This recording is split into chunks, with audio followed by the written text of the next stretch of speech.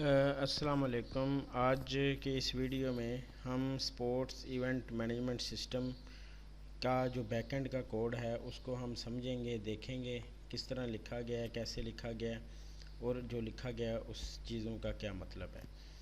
तो सबसे पहले जैसा कि आपको फ्रंट एंड का मैं पहले समझा चुका हूँ, आपने लोकल होस्ट /sams को ओपन करना है तो आपके पास ये लैंडिंग पेज जो है वो ओपन हो जाएगा। इसका कोड भी हमने देखा सारा फ्रंट एंड के अंदर, जैसा कि मैंने आपको पहले बताया कि फ्रंट एंड के अंदर हमने HTML, CSS, जावास्क्रिप्ट और इनका फ्रेमवर्क जो है वो हमने यूज़ किया है, CSS और जावास्क्रिप्ट का, जिसको बूटस्ट्रैप हम कहते हैं। तो जो बैकएंड के लिए है वो हमने PHP एक लैंग्वेज यूज़ की है जो एक सर्वर साइड लैंग्वेज है और जो सर्वर पे चलती है और जिस सर्वर पे चलती है उसको हम अपाचे सर्वर कहते हैं।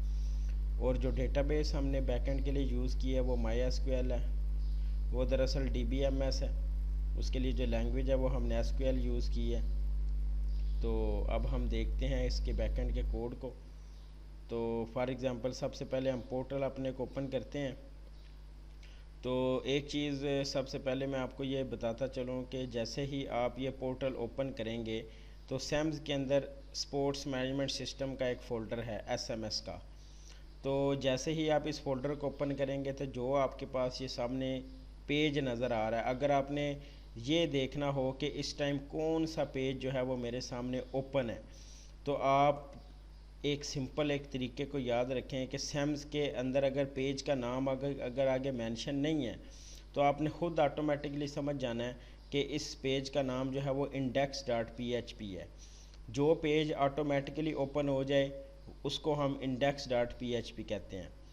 फॉर एग्ज़ाम्पल अगर मैं इस रिज़ल्ट्स के ऊपर जो है वो क्लिक करता हूँ या मैं रेफरी लॉगिन पे क्लिक करता हूँ तो ये आप देख रहे होंगे कि login.php मुझे पेज का नाम शो हो गया है। इसका मतलब ये है कि login.php अभी मेरे सामने ये जो पेज ओपन है इसका नाम है login.php।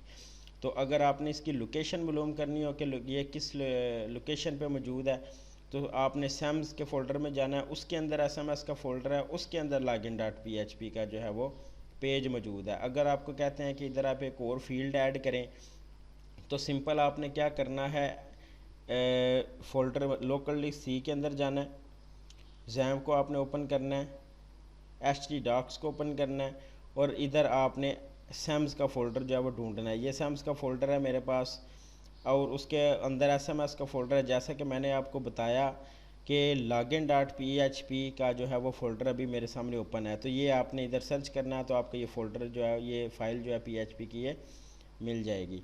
तो अभी जो मेरे सामने जो फ़ाइल ओपन है वो है ये लॉगिन की, और इसी का हम थोड़ा सा सबसे पहला जो फ़ाइल थी वो तो index.php की थी, तो इसलिए हम जो है वो साथ साथ ही ना इसको लेके चलेंगे। तो जैसे कि मैंने आपको कहा कि आपने ये दो यूज़र नेम और पासवर्ड का जो है वो ऑप्शन था। अगर आपको कोई कहते हैं कि आप एक फ़ील्ड ऐड करें तो फील्ड ऐड करने का सिंपल सा तरीका ये आपको मैंने पहले भी फ्रंट एंड का जब कोड हमने समझा था पहले भी आपको बताया था, दोबारा मैं बताता चलूँ कि इस डिव को सिंपल आपने कॉपी करना है।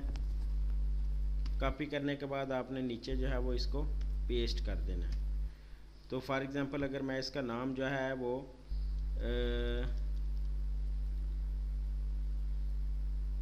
फॉर एग्ज़ाम्पल मैं एक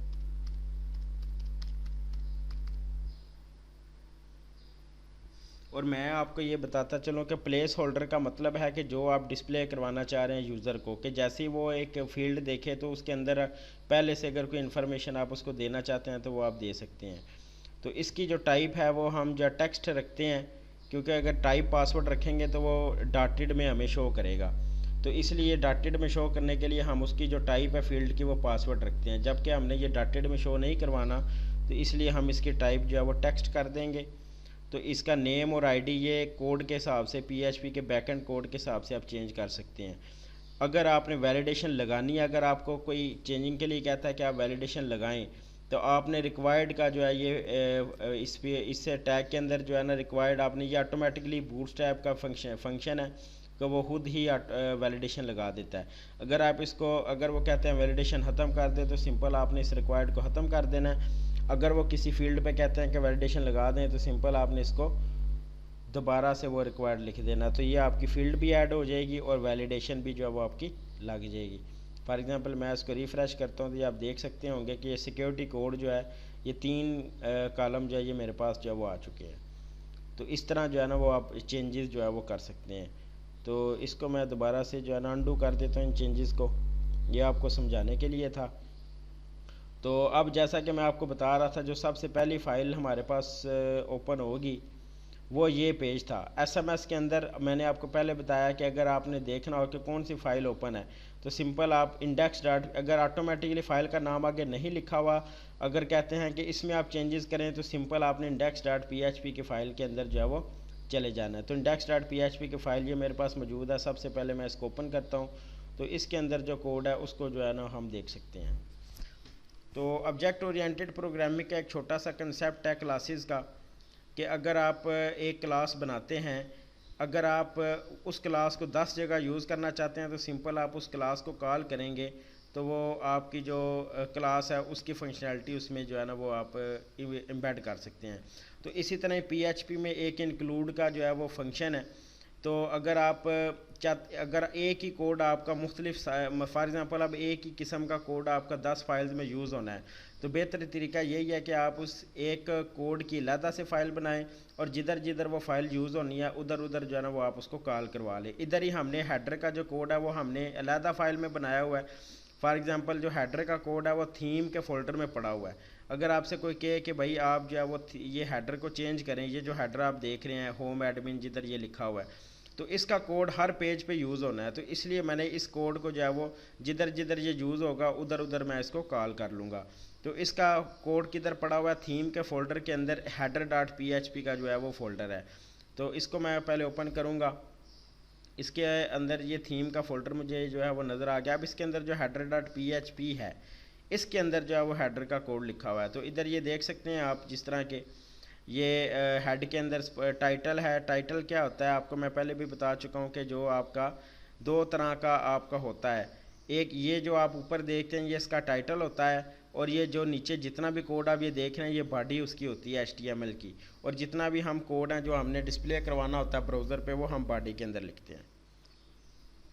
तो उसके नीचे ये सबसे पहले हमने ये मेटा के टैग लगाए, ये फ्रंट एंड में हम देख चुके हैं। आज की क्लास जो वो स्पेशली बैकएंड के लिए है, तो इसमें मैंने बैकएंड का ही समझाना था आपको। इंक्लूड का मैंने फंक्शन बताया कि इंक्लूड का फंक्शन क्या करता है। तो अब ये दोबारा देखें कि जैसा मैंने इस फाइल को ओपन किया है, तो ये PHP का ये स्टार्टिंग टैग है और ये PHP का एंडिंग टैग है।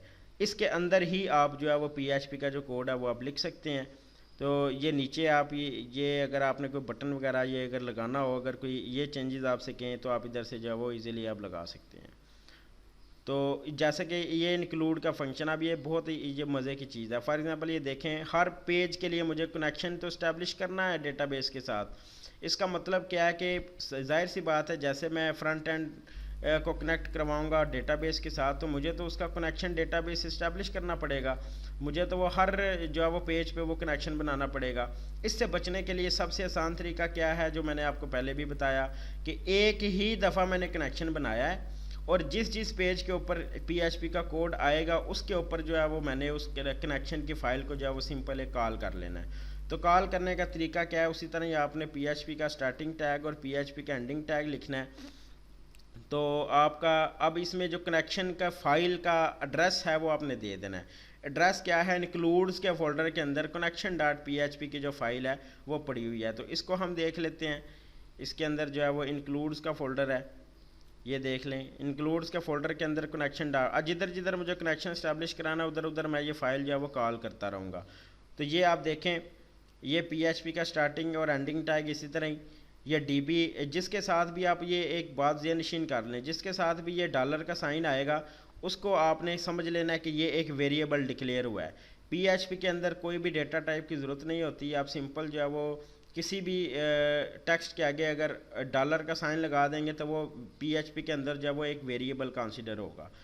तो जो कनेक्शन एस्टेब्लिश कराने के लिए जो फंक्शन यूज़ होता है PHP का, वो है MySQLi Connect।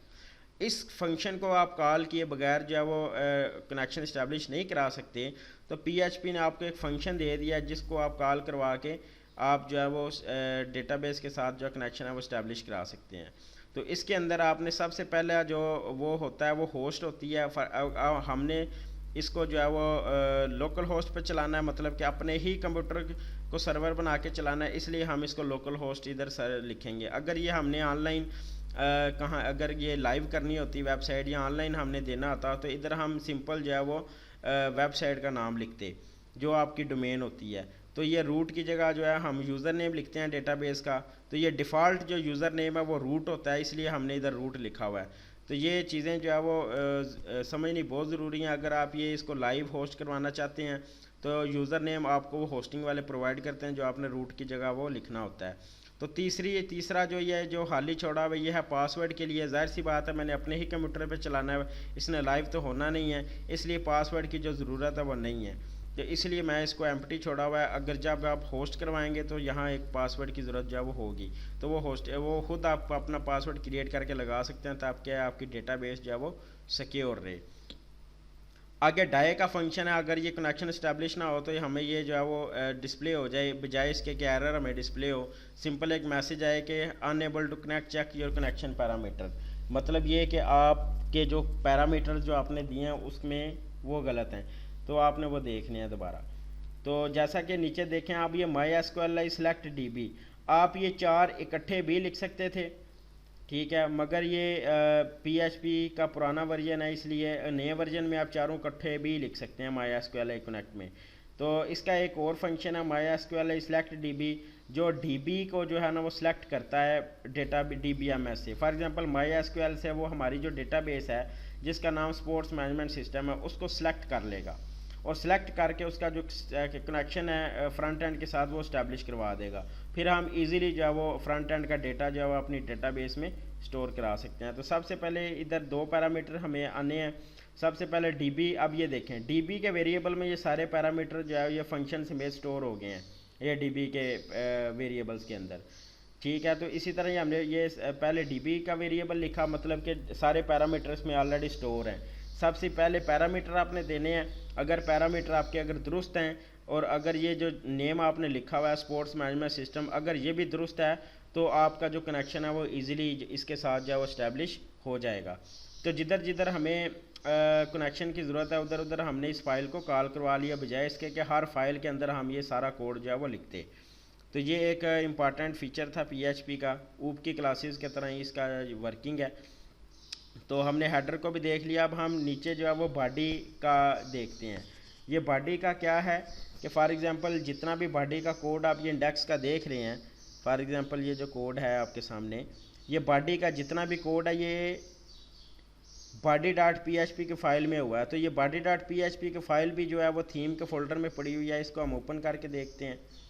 ये SMS के अंदर जो है वो थीम की फ़ाइल है, तो इसके अंदर ये देख सकते हैं आपके body.php का जो है वो फाइल मौजूद है। इसको हम ओपन करते हैं तो इसके अंदर भी सिंपल उसने वो जो आप ये सामने देख रहे हैं ब्रेड कम्स, ठीक है, उस ब्रेड कम्स की जो फाइल है वो भी इसी तरह ही थीम्स के अंदर मौजूद है। थीम्स के अंदर हम देखते हैं,